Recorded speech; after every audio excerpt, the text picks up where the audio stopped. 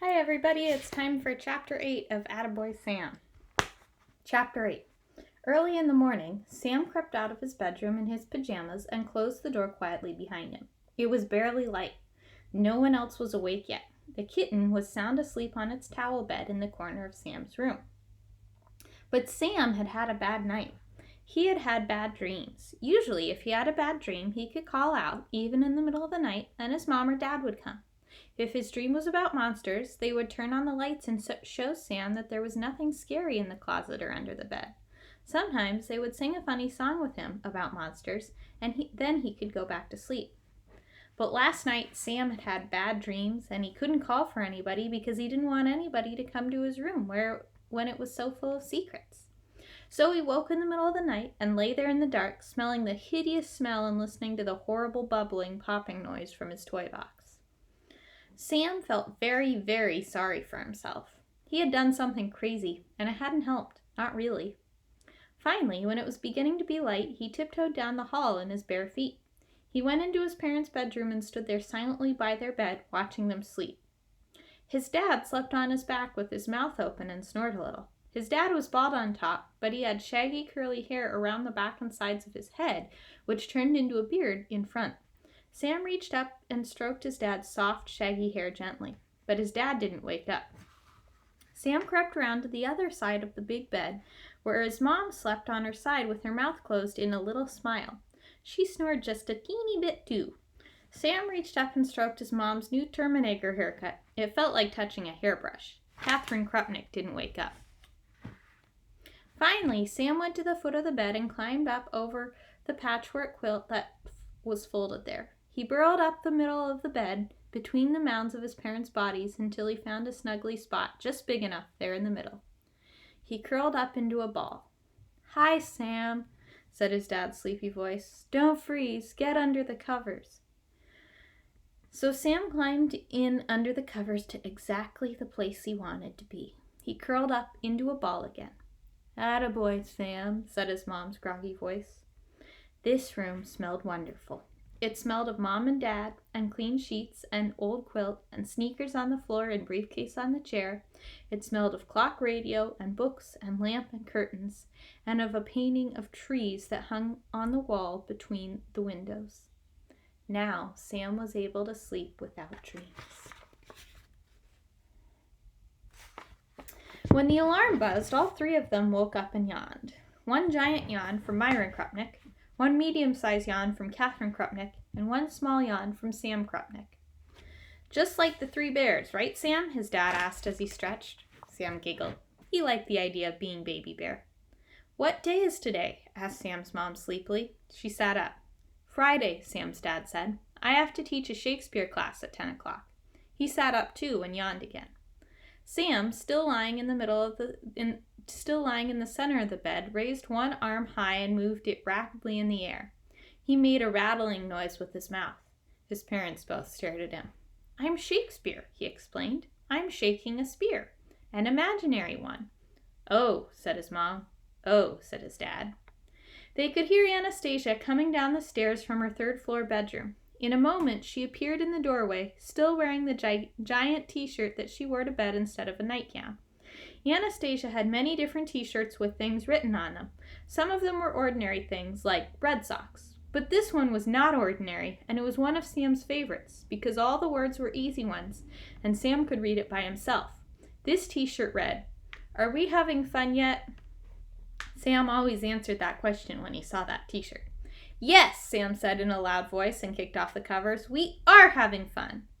"What are you doing in here?" Anastasia asked. She squinted at him. She hadn't put on her glasses yet. "He's just visiting," Mrs. Krupnick explained. "I guess he got lonely in the night." Anastasia yawned. "Well," she said, "happy birthday, Mom." Sam, who had forgotten the importance of the day, repeated, "Happy birthday, Mom." Myron Krupnick, who had also forgotten, said, "Happy birthday, Catherine." And Catherine Krupnick, who had forgotten as well, flung herself back on the bed with a stricken look. 38, she moaned. "Pull down the shades so that no one will see my aged face and body. Call the drugstore, Myron, and see if they can supply a walker. Or a cane, at least." Throw away those sneakers on the floor over there, she added, the ones I wore yesterday, and have the shoe store send over a pair of lace-up old lady shoes with arch supports. And what else? She went on in a mournful voice. A dress. Yes, I need a flowered silk dress. I can never wear my jeans again now that I'm old. Get me a crocheted shawl, too. Sam laughed, even though he didn't have the slightest idea what arch supports were. He could picture the lace-up shoes and the flowered dress and shawl and cane. Mom, he reminded her in a loud voice, you can't be old because you got a Terminator haircut. Catherine Krupnik reached up and felt her head. She brightened. Finally, she smiled and sat up. You're right, Sam, she said. Thank you for reminding me. Anastasia padded off to the bathroom to brush her teeth. Sam's dad went into the other bathroom and Sam could hear the shower start.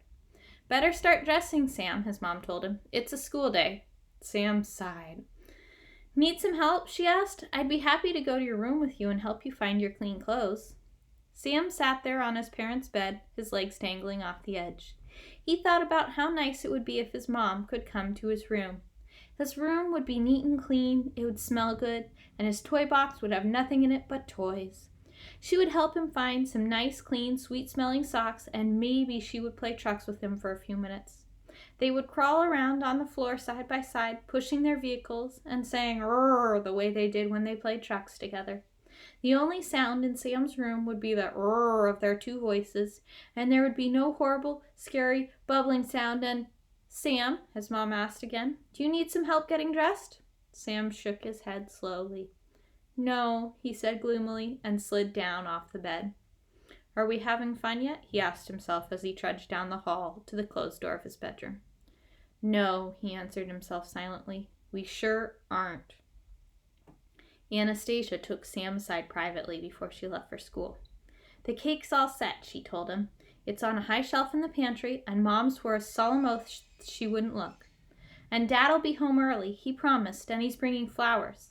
And scrod, too. He's picking up fresh scrod at the fish market because it's Mom's favorite dinner. Did Daddy make Mom a present? Sam asked. Anastasia shrugged. He told me he did, but he sounded kind of embarrassed about it. I think maybe it didn't turn out real good. Sam was silent.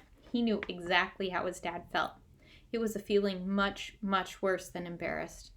I know how he feels, Anastasia said, almost as if she had read Sam's mind, because my poem is really not turning out too great. Do you mind helping me more with it? Nope, Sam said. It felt good to be able to help someone. Read it to me. Anastasia took the paper from her book bag, unfolded it, and cleared her throat. I'll read the whole thing, okay? Even though you've already heard the first part? Okay, Sam said. Anastasia read aloud. I'm glad that you were 38. I'm glad you're Catherine, not just Kate. I'm glad our father is your mate. Your size and shape are really great. You have a daughter and a son who think you are a lot of fun. As mothers go, you're second to none. In fact, you are a perfect one. Sam grinned. He liked Anastasia's poem now. In the beginning, he had thought it was sort of stupid, but she seemed to have gotten the hang of it. It's good, he told his sister. Wait, she said. It's the next verse I'm having trouble with. I wrote this last night. Listen. She began to read on. Your favorite food is boiled scrod. You never ever are a clod. Your haircut is a little odd. It doesn't seem to match your bod. Sam cringed. It's awful, isn't it? Anastasia wailed. I knew it was awful. We can fix it, Sam told her. It just needs a little fixing. Sam, Mrs. Krupnik's voice called up from the kitchen. Hurry up, sweetie. Your carpool's here.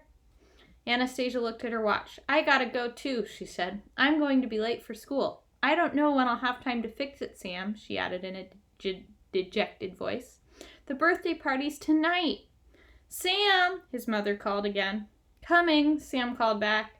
He trotted off down the hall to get his jacket and say goodbye to his mom. Anastasia was right. Time had pretty much run out.